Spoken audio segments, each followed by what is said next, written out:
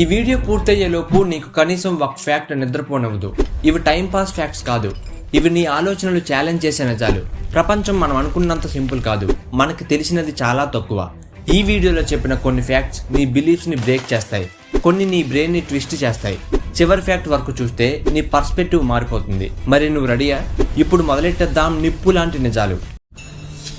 తల లేకుండా ఒక కోడి ఎంతకాలం బతుకుతుందో తెలుసా? సాధారణంగా మనం అనుకుంటాం తల లేకుండా ఏ జంతువు బతకదు. కానీ 1945లో మైక్ అనే కోడి ప్రపంచాన్ని ఆశ్చర్యపరిచింది. ఒక రైతు దాన్ని కోయడానికి ప్రయత్నించాడు, కానీ దాని మెదడులో ముఖ్యమైన భాగం అలాగే మిగిలిపోయింది. అందుకే ఆ కోడి చనిపోలేదు. దానికి ప్రత్యేకంగా ఆహారం పెట్టి జీవితం కొనసాగించారు. ఆ కోడి ఒక్కరోజు కాదు, ఒక నెల కాదు, దాదాపు 18 నెలలు బ్రతికింది. ప్రకృతిలో ఇంకా ఎన్ని ఆశ్చర్యకరమైన విషయాలు దాగి ఉన్నాయో తెలుసా? ఈ జంతువుకి 3 గుండెలు ఉంటాయి, ఇంకా దాని రక్తం నీలం రంగులో ఉంటుంది. అవును, ఇది నిజం. ఆ జంతువు ఆక్టోపస్. ఇది 3 గుండెలతో బతుకుతుంది. 2 గుండెలు గిల్స్ కి రక్తాన్ని పంపిస్తాయి, 3వది మొత్తం శరీరానికి పంపిస్తుంది. ఇంకా షాకింగ్ విషయం ఏమిటంటే దాని రక్తం ఎరుపు కాదు, నీలం రంగులో ఉంటుంది. ఎందుకంటే మనలాగా ఐరన్ కాదు, కాపర్ ఆధారిత హీమోసైనిన్ అనే పదార్థం ఉంటుంది. ఇంకో ఇంట్రెస్టింగ్ విషయం, ఇది స్విమ్ చేసినప్పుడు దాని మెయిన్ హార్ట్ కొంతసేపు ఆగిపోతుంది. అందుకే ఆక్టోపస్ ఎక్కువగా సముద్ర నేల మీద నడవడానికి ఇష్టపడుతుంది. 3 గుండెలు, నీలం రక్తం, ఇలాంటివి ఇంకా ప్రకృతిలో ఎన్ని ఉంటాయో ఊహించగలమా? మన మనసు ఎలా ఉంటుంది అనేది కేవలం మెదడుపైనే ఆధారపడి ఉంటుంది అనుకుంటాం. కానీ తాజాగా జరిగిన పరిశోధనలు ఒక ఆసక్తికరమైన విషయం చెబుతున్నాయి.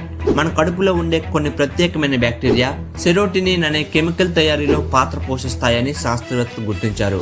సెరోటినిన్ మన మూడు మరియు ఆనందాన్ని నియంత్రించే ముఖ్యమైన కెమికల్. అందుకే కొందరు శాస్త్రవేత్తలు మన కడుపును సెకండ్ బ్రెయిన్ అని కూడా అంటారు. అంటే మన కడుపు ఆరోగ్యం కూడా మన మనసుపై ప్రభావం చూపిస్తుంది. మరి మన శరీరం గురించి ఇంకా ఎన్ని ఆసక్తికరమైన విషయాలు దాగి ఉన్నాయో తెలుసా? ప్రాచీన ఈజిప్ట్ మమ్మీలు ఎలా తయారు చేశారో తెలుసుకోవడానికి శాస్త్రవేత్తలు ఇప్పుడు ఒక కొత్త ఆసక్తికరమైన పద్ధతిని ఉపయోగిస్తున్నారు. అది ఏమిటంటే మమ్మీల వాసన పరిశీలించడం.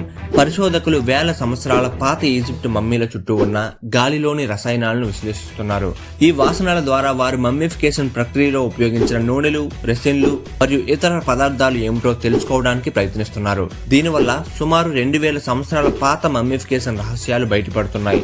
ఇది పురాతన ఈజిప్ట్ సంస్కృతిని అర్థం చేసుకోవడంలో శాస్త్రవేత్తలకు చాలా సహాయపడుతుంది. మరి పురాతన నాగరికతలో ఇంకా ఎన్ని రహస్యాలు దాగి ఉన్నాయో తెలుసా?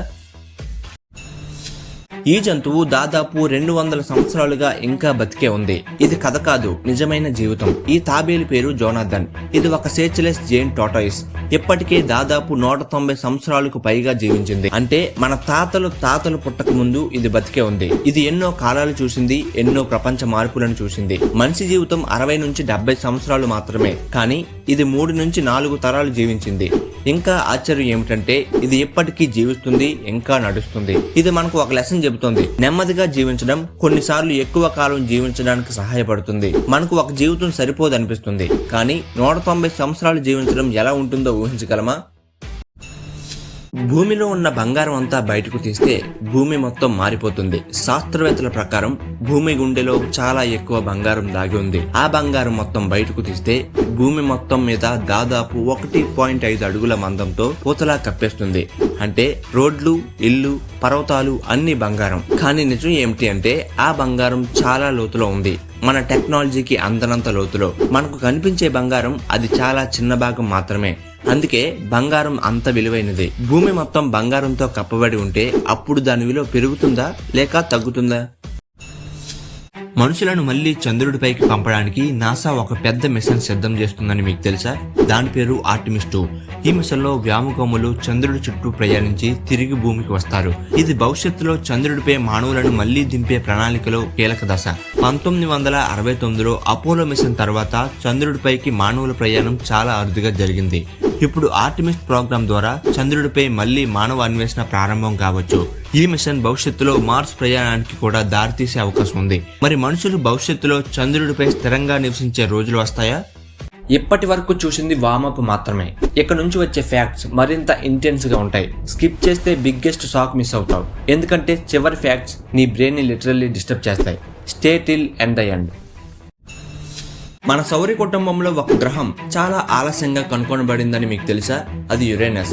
1781లో ఖగోళ శాస్త్రవేత్త విలియం హెర్షెల్ తన టెలిస్కోప్ తో ఆకాశాన్ని పరిశీలిస్తున్నప్పుడు ఒక విచిత్రమైన వస్తువును గమనించారు. మొదట ఆయన దాన్ని చూసి ఒక ధూమకేతువు అనుకున్నారు. కానీ తరువాత పరిశీలనలో అది ఒక కొత్త గ్రహం అని శాస్త్రవేత్తలు గుర్తించారు. అది సూర్యుడికి 7వ గ్రహం యురేనస్. టెలిస్కోప్ సహాయంతో కనుగొనబడిన మొదటి గ్రహం ఇదే. ఈ ఆవిష్కరణతో మన సౌర కుటుంబంపై మన అవగాహన మరింత విస్తరించింది. మరి అంతరిక్షంలో ఇంకా ఎన్ని ఆశ్చర్యకరమైన రహస్యాలు దాగి ఉన్నాయో తెలుసా? మన దగ్గర ఉన్న డబ్బు ఎక్కువగా నోట్ల రూపంలో ఉంటుంది అనుకుంటాం, కానీ నిజానికి ప్రపంచంలో ఎక్కువ డబ్బు కాగిత నోట్ల రూపంలో లేదు. పరిశోధన ప్రకారం ప్రపంచంలోని మొత్తం కరెన్సీలో సుమారు 92% డబ్బు డిజిటల్ రూపంలోనే ఉంది. అంటే అది బ్యాంకుల ఖాతాలు, ఆన్లైన్ ట్రాన్సాక్షన్లు మరియు డిజిటల్ రికార్డుల రూపంలో ఉంటుంది. మన చేతిలో ఉండే నోట్లు, నాణేలు కేవలం చిన్న భాగం మాత్రమే. ఇప్పటి ప్రపంచంలో డబ్బు ఎక్కువగా కంప్యూటర్లలో ఉన్న సంఖ్య రూపంలోనే ఉంటుంది. భవిష్యత్తులో డిజిటల్ చెల్లింపులు ఇంకా పెరిగే అవకాశం ఉంది. మరి భవిష్యత్తులో పూర్తిగా క్యాష్ లేకుండా ప్రపంచం మారుతుందా? భారతదేశంలో ఇటీవల భారీ డ్రగ్ రాకెట్ బయటపడింది. డైరెక్టరేట్ ఆఫ్ రెవెన్యూ ఇంటెలిజెన్స్ అధికారులు ఆంధ్రప్రదేశ్లో ఒక రహస్య ఫ్యాక్టరీపై దాడి చేశారు. అక్కడ అక్రమంగా ఆల్ఫ్రోజోలం అనే మందును తయారు చేసినట్లు గుర్తించారు. ఇది సాధారణంగా వైద్య చికిత్సలో ఉపయోగించే ఔషధం, కానీ అక్కడ అది చట్టవిరుద్ధంగా తయారు చేసి అక్రమంగా విస్తరిస్తున్నారు. దాడిలో అధికారులు భారీ డ్రగ్ మరియు రసాయనాలు స్వాధీనం చేసుకున్నారు. వాటి విలువ దాదాపు 47 కోట్ల రూపాయలని అంచనా. ఈ ఘటన దేశంలో డ్రగ్ నెట్వర్క్లపై మరోసారి దృష్టికి తీసుకొచ్చింది. మరి ఇలాంటి అక్రమ కార్యకలాపాలను పూర్తిగా ఆపడం ఎలా సాధ్యమవుతుందో మీరేమనుకుంటున్నారు? ప్రస్తుతం ప్రపంచాన్ని టెన్షన్లో పెట్టిన ఒక పెద్ద సంఘటన జరుగుతోంది. అది ఇజ్రాయిల్ మరియు ఇరాన్ మధ్య పెరుగుతున్న ఘర్షణ. ఇటీవల ఇజ్రాయిల్ ఇరాన్ కు చెందిన కొన్ని సైనిక లక్ష్యాలపై దాడులు చేసినట్లు నివేదికలు చెబుతున్నాయి. దానికి ప్రతీకగా ఇరాన్ కూడా మిసైల్స్ మరియు డ్రోన్ దాడులు ప్రారంభించింది. ఈ కారణంగా మధ్యప్రాచ్య ప్రాంతంలో ఉద్రిక్త పరిస్థితులు ఏర్పడ్డాయి. ప్రపంచానికి ముఖ్యమైన చమురు మార్గం అయిన హార్ముజు జలసంధి కూడా ప్రమాదంలో పడింది. అక్కడ సమస్యలు వస్తే ప్రపంచంలో ఆయిల్ ధరలు కూడా పెరిగే అవకాశం ఉంది. అందుకే ఈ పరిస్థితిని ప్రపంచ దేశాలు చాలా జాగ్రత్తగా గమనిస్తున్నాయి. మరి ఈ ఘర్షణ భవిష్యత్తులో ప్రపంచంపై ఎలా ప్రభావితం చూపుతుందో చూడాలి. ప్రస్తుతం ప్రపంచంలో ఒక టెన్షన్ పెరుగుతోంది. ఇది పెద్ద ప్రభావం చూపొచ్చు. వెస్ట్ ఏషియా ప్రాంతంలో ఉద్రిక్తతలు పెరుగుతున్నాయి. ఇజ్రాయిల్ దాడులు జరిగినట్లు రిపోర్టులు చెబుతున్నాయి. బెయిరూట్ నగరంలో భారీ ఎయిర్ స్ట్రైక్ జరిగి ఒక పెద్ద భవనం పూర్తిగా కూలిపోయింది. ఇది ఒక చిన్న సంఘటన కాదు, ఇది పెద్ద స్థాయి ఘర్షణకు సంకేతం. ఇదే సమయంలో ఇండియా కూడా అక్కడి ప్రజలను సురక్షితంగా తీసుకురావడానికి ఫ్లైట్స్ ఏర్పాటు చేస్తుంది. ప్రపంచం మొత్తం ఈ పరిస్థితిని గమనిస్తుంది. ఏం జరుగుతుందో అన్న ఆందోళన ఉంది. ఈ పరిస్థితి ఇంకా పెరుగుతుందా లేక త్వరలో శాంతి వస్తుందా? మీ అభిప్రాయం ఏమిటి?